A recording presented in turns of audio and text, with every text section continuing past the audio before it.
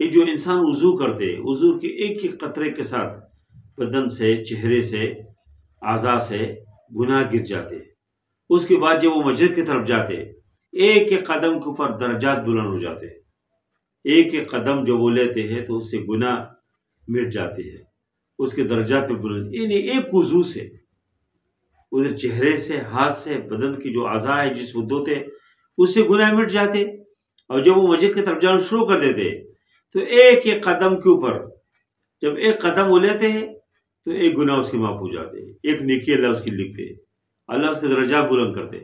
اور جب مسجد جاتے ہیں ادھر نماز پڑھتے ہیں، نبی کریم سے فرمایا کہ نافرۃ اللہ، یہ اضافی ایک چیز ہے جو اس کو مل جاتے ہیں. یعنی اللہ بانی ڈھونڈتے ہیں کس طریقے سے معاف کرے.